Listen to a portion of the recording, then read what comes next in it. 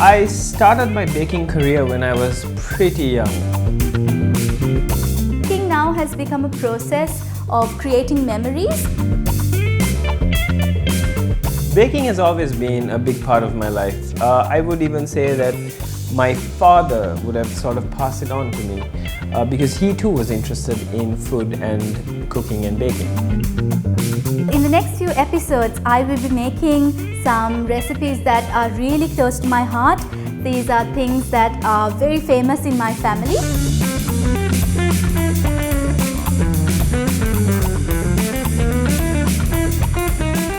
I look forward to spending the next 4 episodes with you, showing you all I can do and all I can make and helping you make it too.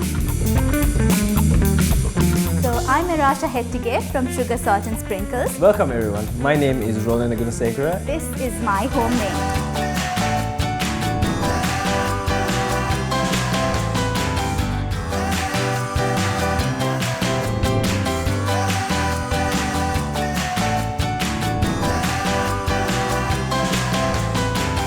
Welcome to Homemade. I am Rolando Gunesekere and today I'm going to teach you how to make best dark chocolate brownies.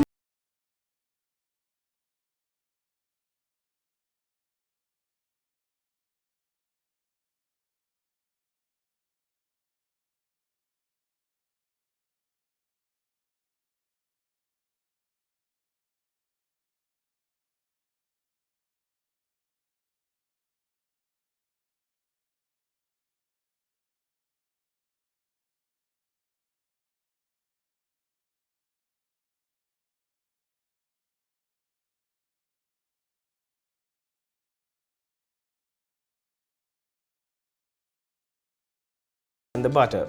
First, put all the chocolate you have from the recipe into a bowl. Then you take this bowl and you put it into the microwave and you let the chocolate melt for around 1 minute. So now that that's done, I'm going to take it out and add the butter. And now I will add the butter into the chocolate. Take a spoon, add everything in.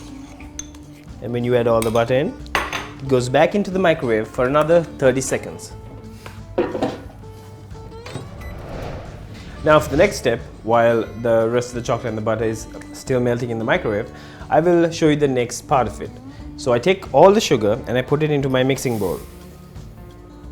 Then I take my eggs, 6 of them as per the recipe, and I break them into another bowl. Be careful when you do this not to put any eggshells into your mix. And make sure to dispose of the eggshells carefully. Turn on the machine and add the eggs slowly. The important part here is you don't want to over mix the eggs, but you want to mix them just enough so that the sugar is partly dissolved. So you make sure you give them a nice mix up so that it ends up being a bit grainy but smooth at the end.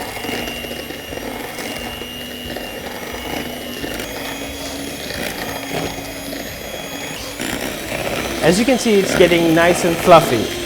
It's starting to bubble up really well and the color is starting to change. It's becoming much lighter. Once your batter starts looking like this, you will stop and you will add the next part, which is the chocolate and butter from the first step. So for the next step, I'm going to go get my chocolate and butter from the microwave. Now you see the butter has melted very well and the chocolate is underneath it. So what you want to do at this point is slowly whisk the butter into the chocolate, making sure not to overmix again because what the butter can do is it can curdle the chocolate. So once you begin to mix, you will notice it coming together. You add the eggs and sugar mixture into the chocolate, slowly whisking while you add it. Make sure to take any remaining sugar that's in the bowl into the chocolate mixture because you don't want to waste. And that's done. And what you want to do at this point is just keep whisking until you see the chocolate come to the top. You'll see the color change into a bit of a darker shade, and that's okay, that's perfectly fine. And once you feel like the eggs and sugar have melted or got combined nicely, you want to go into the final step. And the final step is the cocoa and flour. So just measure the cocoa and flour together in one bowl, give it a small mix. Doesn't have to be too much, just enough so that it looks like it's one. It should get a bit lighter than the actual cocoa color. Then you add that slowly into the brownie mix. You add it little by little, because if you add everything, it's going to be impossible to mix it without it going all over you, and you don't want to be messy. So you keep giving them nice turns, and then you're ready to add the rest. You keep mixing it. So this point is very important, because if you don't mix the flour properly, there will be clumps and it will not bake. And if you mix it too much, what will happen is the structure of the brownie won't stay, and it could end up being too cakey or too flat. So now you see it coming together. You have that beautiful batter coming out right now. Yeah. And there you have it. The perfect dark chocolate brownie batter. You know it's perfect when you can see ribbons when you do this. The moment you see a ribbon, you know you've done it right. I have pre-prepared my baking mold, and I've already put my paper and everything. So what you want to do is you can use stuff like butter, you can use oil, something that doesn't have a lot of fragrance, something that won't affect the product you're baking. So in this case, I just use canola oil, which has not much of a flavor, so it's good. And it sticks really well. So what I'm going to do now is I'm going to add my brownie mixture into my pre-prepared pan. And also, I recommend before you start baking to set your oven. So the temperature given is 150. So set it to 150 degrees Celsius and let it heat up before you actually use it. So now the brownie mix goes into the pan. There's a very important part here too that you don't want to mess up. First thing is, because the batter is very thick and very heavy, you don't want to add too much. And the second most important thing is, you don't want to have too much in the center. Try as much as you can to even it out onto the sides and leave a little gap in the center. So by now you would have pre-prepared and preset your oven to 150 degrees Celsius. So you should do it before you actually start making it. Because what you want is you want the oven to heat up to the right temperature before you actually start the baking. So I'm done now. Everything is in my pan and I'm off to bake. Welcome back. Okay, so there you go. Beautiful. It's baked, it's done, and it's ready to be eaten.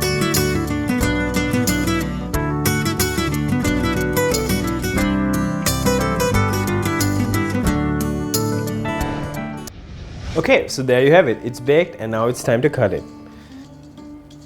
Oh, it's so soft and gooey. There you go. A perfect gooey dark chocolate brownie. Now don't mind me, I'm just gonna taste it. Oh, as you can tell as you break into it that it's soft, and you can see how moist and gooey it looks from the outside. Let me tell you what it feels like in the inside. It's so good, it's so sticky, so chewy. This dark chocolate brownie is the best you've ever had. I've enjoyed, I hope you've enjoyed too. This is Rolando Gunesekere for Homemade. Thank you and have a good evening.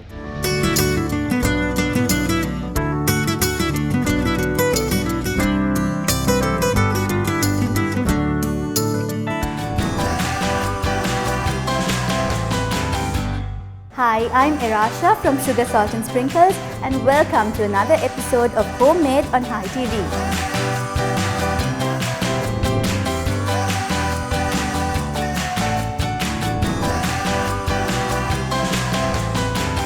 Today I will be making my Asian flatbread pizza, and as the name suggests, it's not your authentic Italian pizza. Firstly, because we'll be using a flatbread as the pizza dough, and also the ingredients and flavors that we use are much closer to home and ingredients that you're really familiar with. And I can't wait to show you how it's done.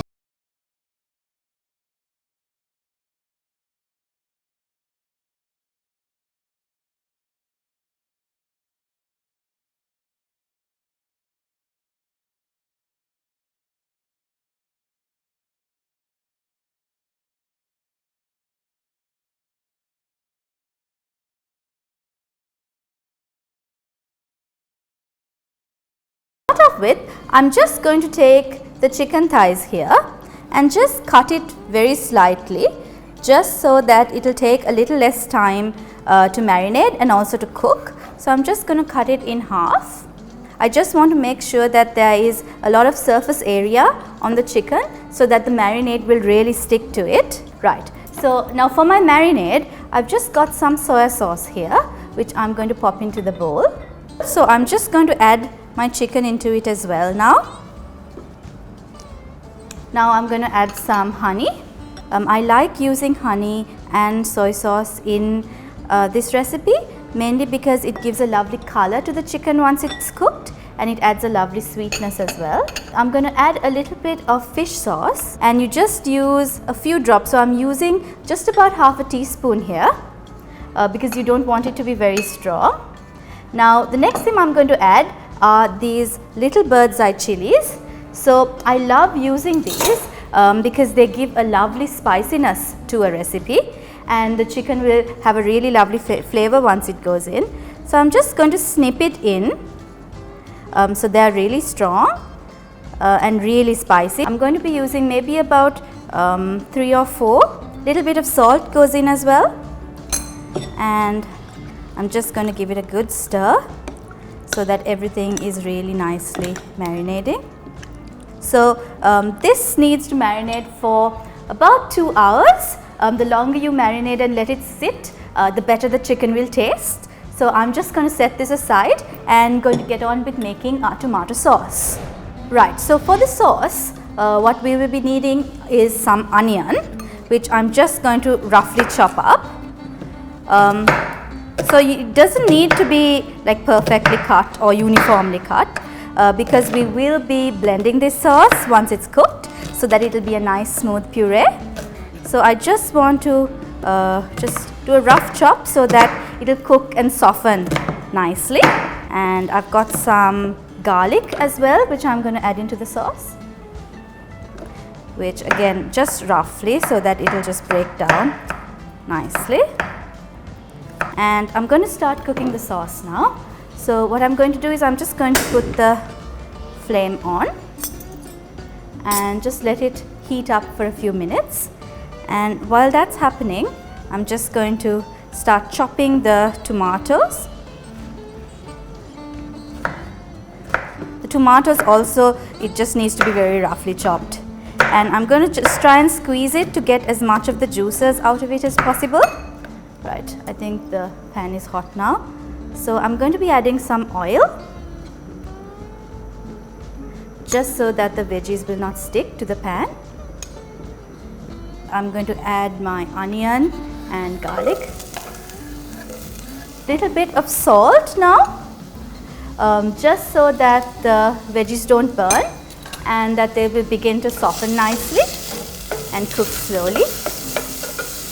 I'm going to reduce the heat as well and finish chopping my tomatoes. I'm going to add my carrot as well now because the carrot will take a little while to soften and cook. Add the tomatoes in and just give it a good stir. So while that's cooking, I'm just going to get on to chopping up my coriander. I love using fresh herbs in recipes, and coriander is something that works really well in Asian style food. So I'm just going to chop it up. So I've got the stems here and the leaves as well, which I'm just going to roughly chop. I'm going to just keep the leaves in this bowl because I'm going to use it right at the very end and not put it at this moment. I'm going to add the stalks in now because I want the stalks to kind of break down and cook a little bit. So you can see now that all the veggies are really softening, and if you feel like there's not enough liquid and that it has dried out a little bit, you can add a little bit of water, which I'm going to do because this is a sauce after all, so it will need a little bit of moisture for you to blend it up and puree it. So while that's cooking, I'm just going to season the sauce. I'm using most of the ingredients that I used in my marinade. So a little bit of soy sauce, some honey. The honey will give a lovely sweetness and balance the sort of acidicness of the tomatoes. Some tomato sauce. I'm using tomato sauce here just to reinforce that tomato flavor, and also because it will give the sauce a really lovely red color. Fish sauce, which we need to be careful with. Again, just about a teaspoonful, because this stuff is really pungent and it can overpower a dish really easily. And a little bit of chili flakes. And just give it a bit of a stir. I'm going to increase the heat because I want the sauce to start reducing now. Lovely vibrant color as well. So I'm just going to switch it off, and I'm going to add some coriander leaves, and I'm just going to mix it in, and it's going to wilt down and cook really gently for the heat of the sauce. You can see it's already wilted down. So while I let that cool down, I'm going to get on to the rest of my toppings for the pizza. So I've got some onion here, which I'm just going to slice really carefully. I want some nice thin slices here.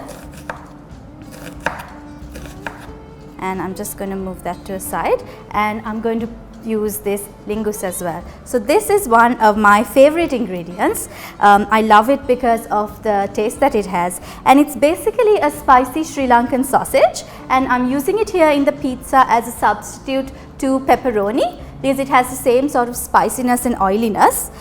So I bought this from the butcher, and when you buy it from the butcher like I have, it is raw, so you would have to pre-cook it or parboil it slightly just to cook it out and make sure that there aren't any raw bits in it. I'm just going to chop it up very slightly and just break it up, so you don't really need to work too hard to chop it up. Yeah, that's done.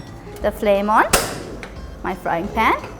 So I'm going to add it into my pan. I'm not adding any oil into my pan at this moment to cook the lingus because there is a lot of oil in lingus and you don't need to add any excess fat to it.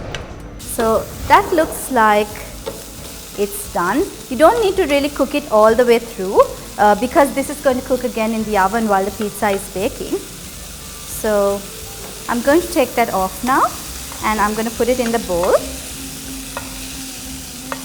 because I don't want my lingus to burn or overcook. I don't like the taste of raw onion in pizza. I think it has a bit of an acrid burn to it. I'm just going to add a tiny drop of oil just so that the onion will be nice and slicked in that fat. So you don't really need to cook it all the way through because it will cook again in the oven. So that's done. I'm just going to put that on my board now because this is going to be one of my toppings, and I'm going to start cooking the chicken. So the chicken has been marinating now for some time.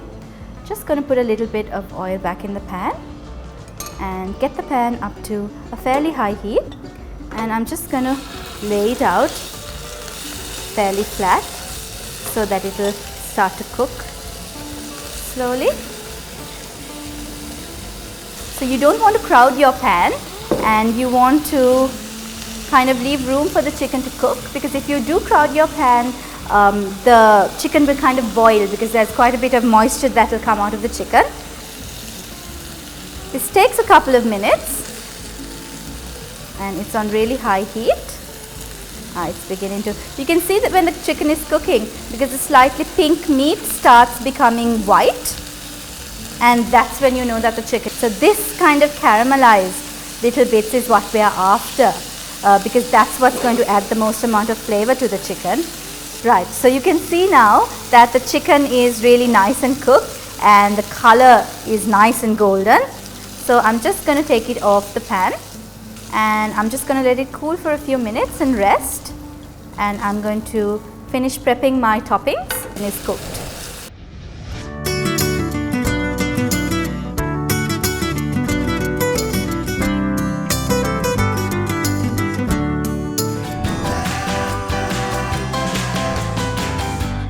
I'm going to get on now to assembling the pizza, and I'm going to add some of the sauce. So this is the sauce that we made before, which I've just put it in a blender and kind of pureed it up. So you can see it's a little bit chunky, but it really is delicious. So just add about a couple of tablespoons onto the base of the pizza, all the way like this. I'm going to add my linguine.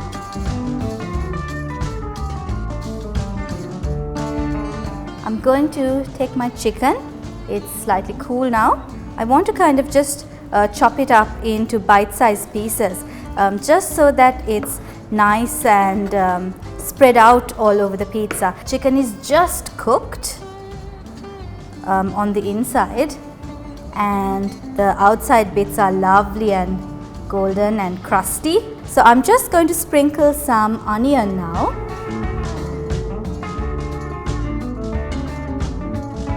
And finally, I'm going to just place some of the capsicum on top. Now this will just soften very slightly while it cooks. So that's the pizza's done. I'm going to top it off with some cheese.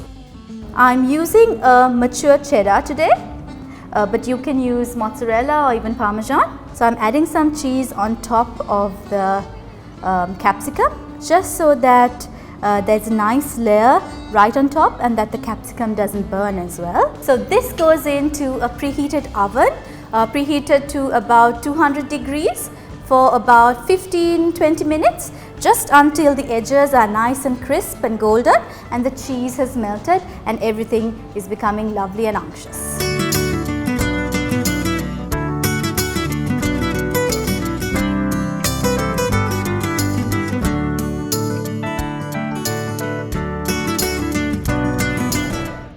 Right, so that's the pizza done. I'm just going to cut it now. Can you hear that lovely crunch?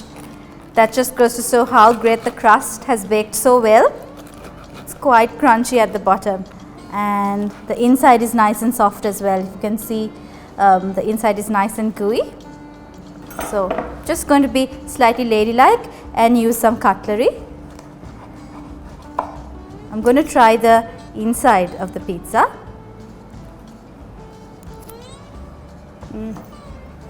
I can taste that linguine right away.